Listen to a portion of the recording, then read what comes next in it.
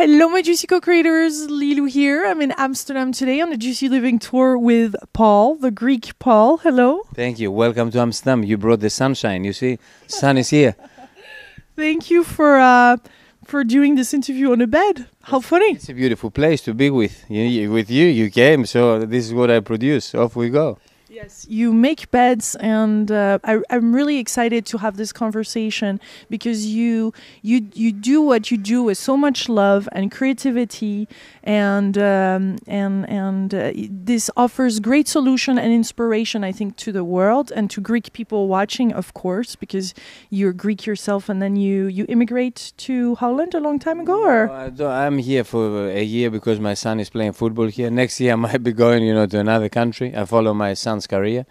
So, and I make mattresses and beds and shops wherever he goes. It's a good opportunity, it's a good chance for me to start a new shop.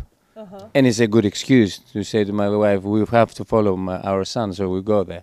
Yeah. I just love, and I want to thank Ivo for connecting us. Ivo that wrote The Spirit in Finance, because there is truly here, we could feel that you do it from the love, and it's not so mechanical as we usually see in the traditional business, but you do it. Tell us how all this came about and how you have created this business and the reason why you've created this business, because to me it doesn't seem like you have created to make money, but you're being highly successful in many ways. It was 89 back in Greece, and I went there with my wife, and I was a professor teaching, and money wasn't enough, so I should do something in the afternoons in order to be able to pay the rent and all this stuff, the expenses. So I started working in Plaka, where, Plaka? Plaka is a place where all the tourists go to see Acropolis, and I started working in a shop selling gold and all these souvenirs. So, and then somebody passed by and he bought a lot of stuff, and I invited him to show him the Greek hospitality. And although the shop wasn't mine, I said, please come and we enjoy a beautiful dinner with our wives. We went there, and then he asked me, do you know any place where I can buy mattresses? And I said, mattresses? No, I don't, because he had a shop in Holland selling mattresses, which he was buying from Germany. He thought I might get some mattresses better quality and cheaper in Greece.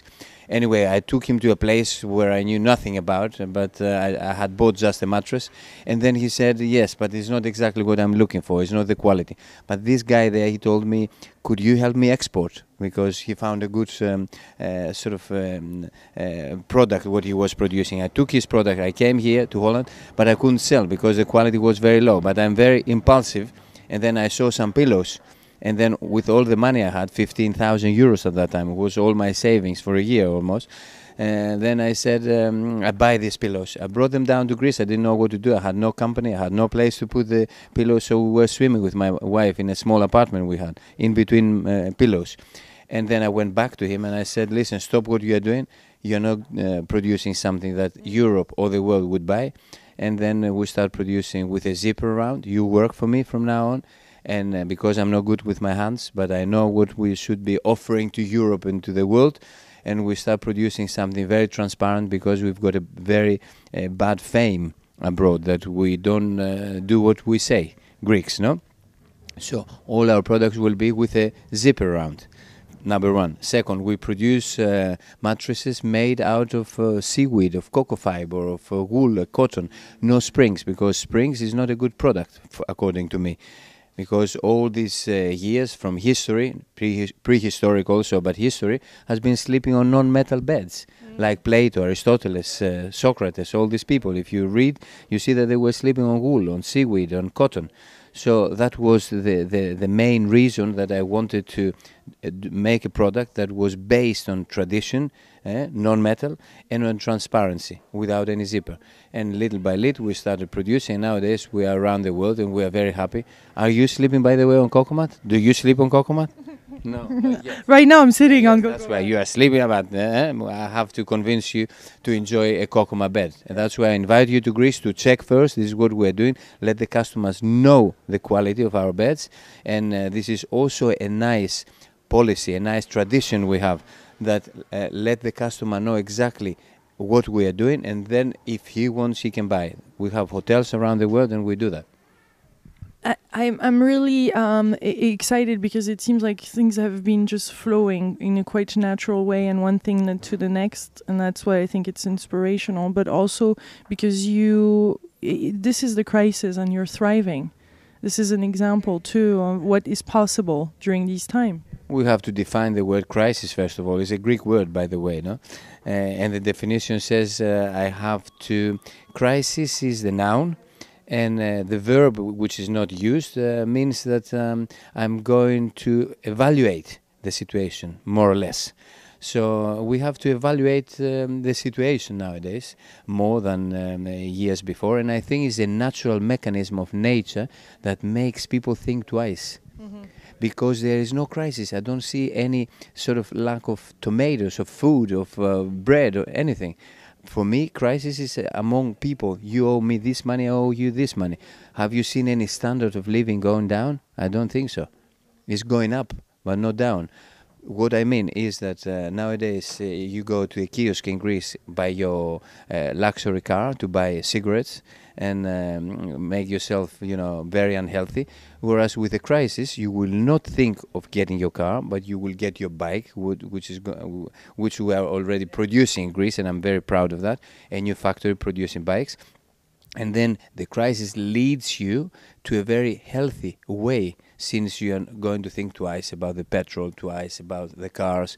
So I don't think that the crisis is the proper definition that everybody has in his head. That means crisis means lack of products, lack of food in general. When you think in a primitive way, crisis is that I cannot have enough to eat. But this is not what's going on around the world right now. Everybody has got something to eat, apart from places like Africa where there is no water. But in Europe, what sort of a crisis are we talking about? We can do exactly the same things without the products, without the means that we have right now, or we used to have, like cars, like air conditioners, like whatever.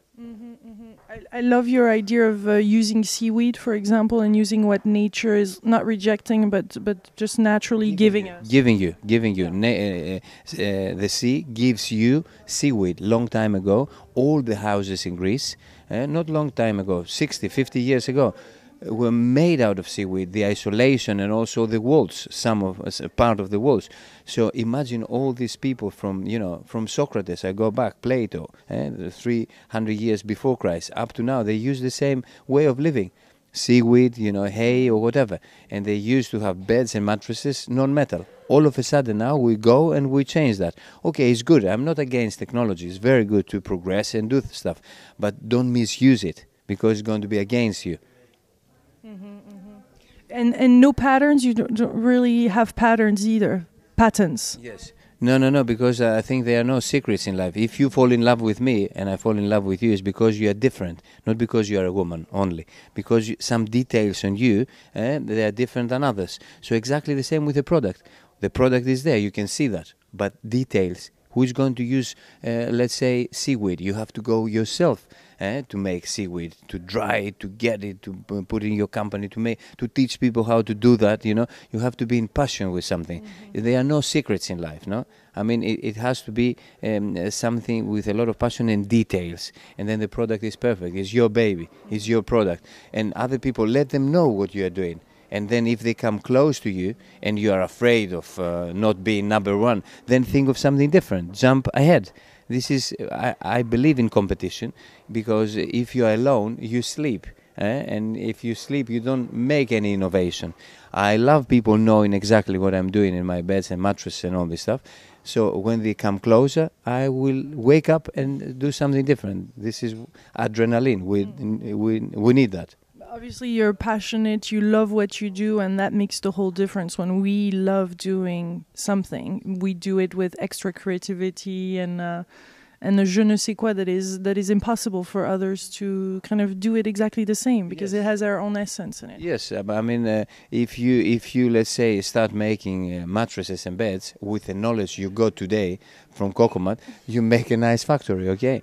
But then I see that you are closing the distance between what you had before getting all this knowledge and when you start producing, and then I will be very awake. I will be very happy to see that somebody is coming closer. Then I have to think of something different. It's not only about the product, it's how you run a shop, how you give the possibility of to somebody to go and test the bed.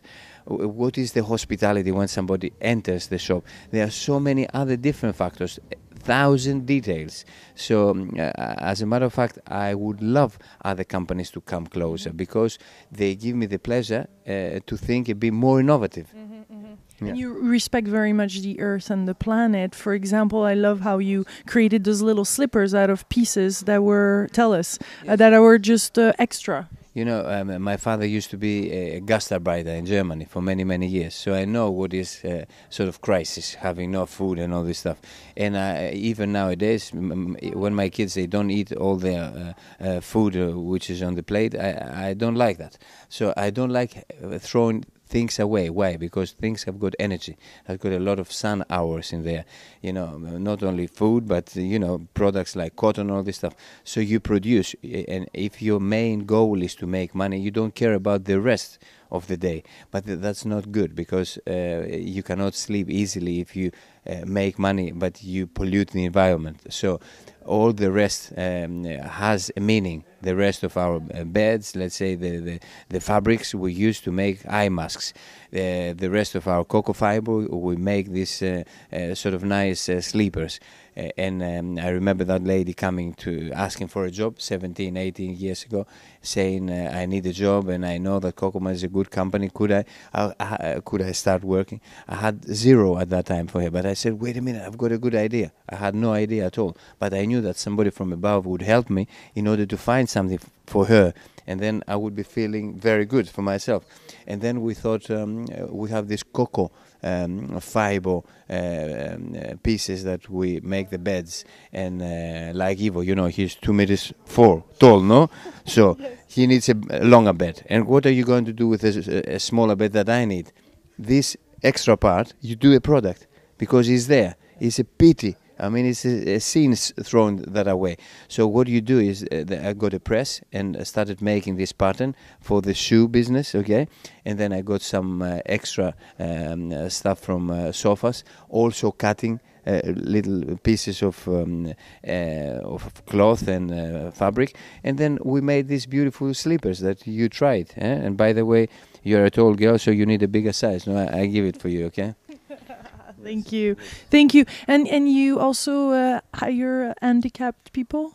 That's to you. That's not an issue. It's part of our society. Imagine that you have a son or you have a relative that is like this. Somebody has to help me. It's not. I mean, this society here in Holland is very good because they care. They give money.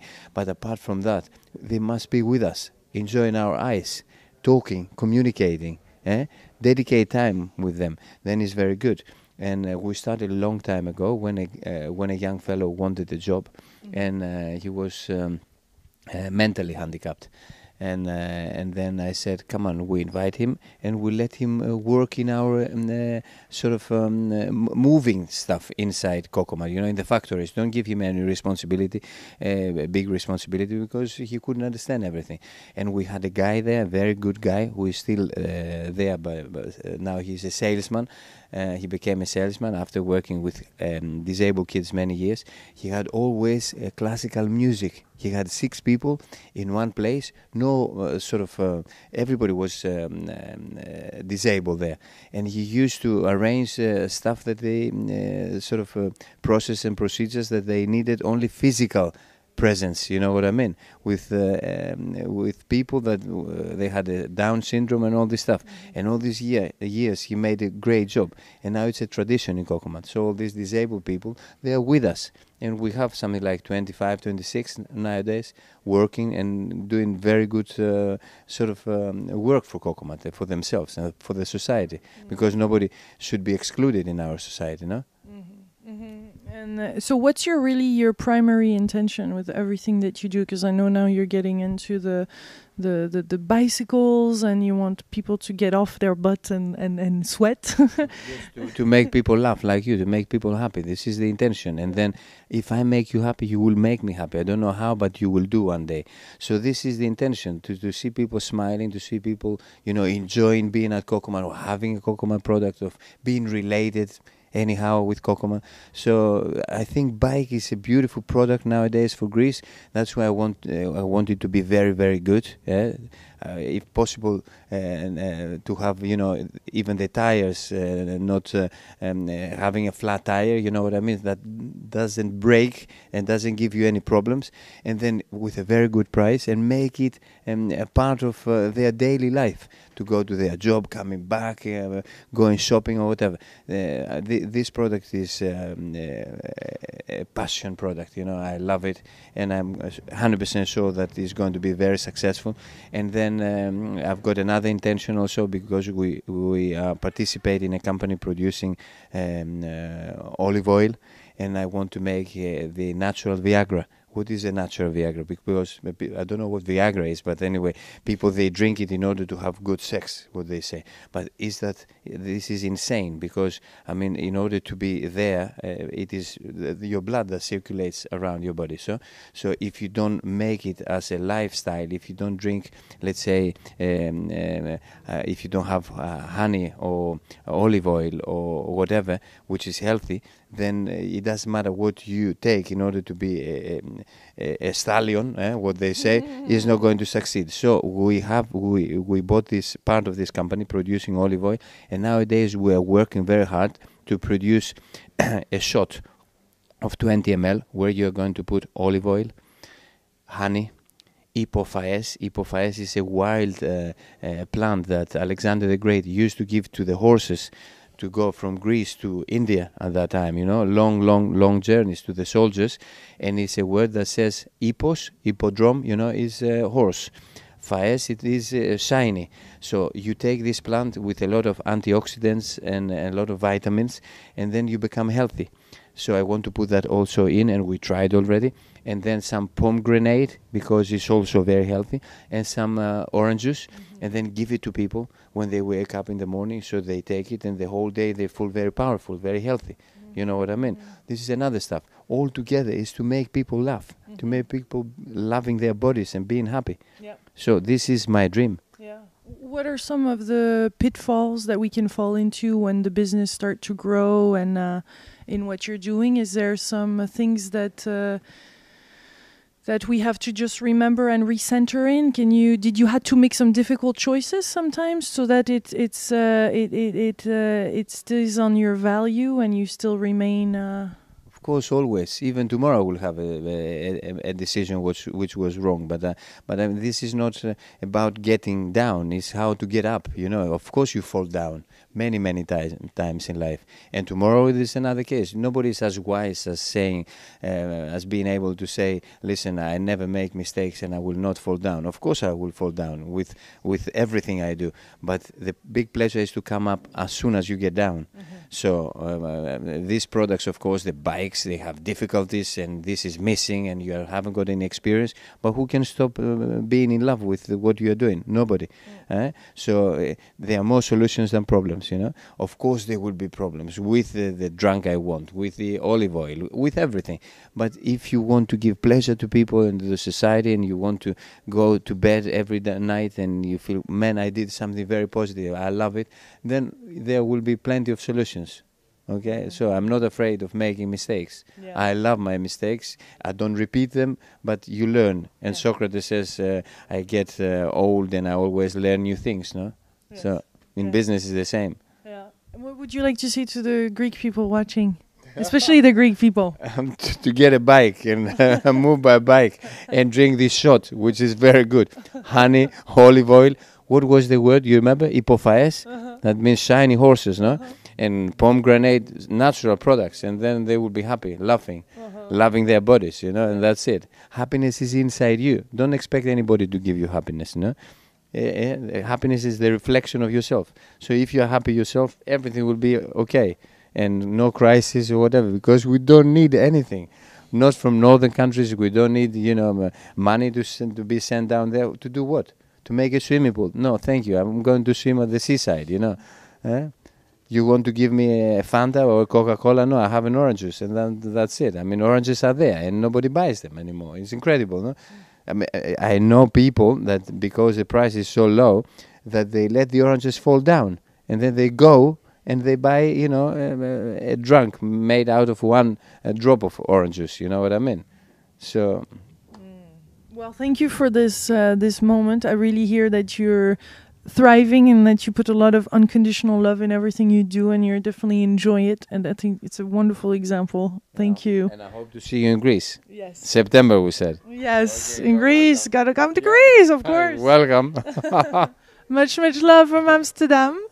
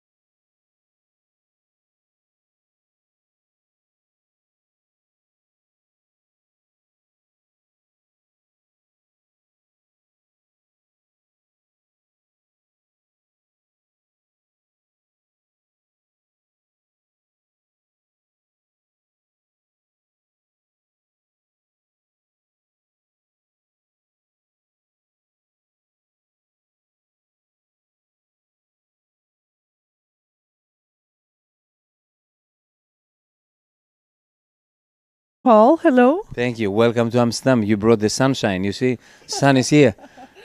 Thank you for doing this interview on a bed. How funny. It's a beautiful place to be with. You came, so this is what I produce. Off we go. Yes, you make beds, and I'm really excited to have this conversation because you do what you do with so much love and creativity, and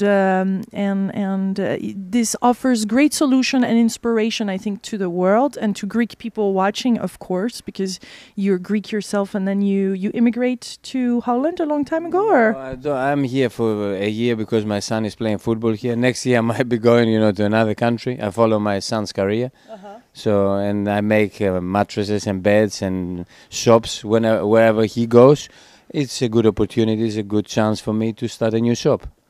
And it's a good excuse to say to my wife, we have to follow our son, so we go there. Yeah.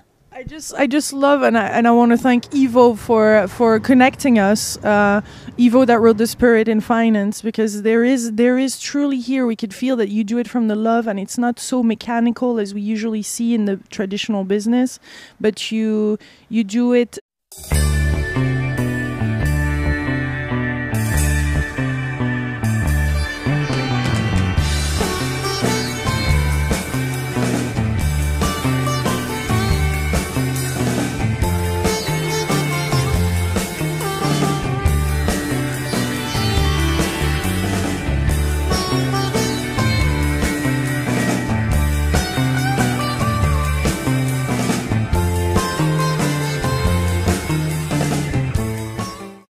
Hello, my Juicy Co-creators. Lilou here. I'm in Amsterdam today on the Juicy Living Tour with Paul, the Greek.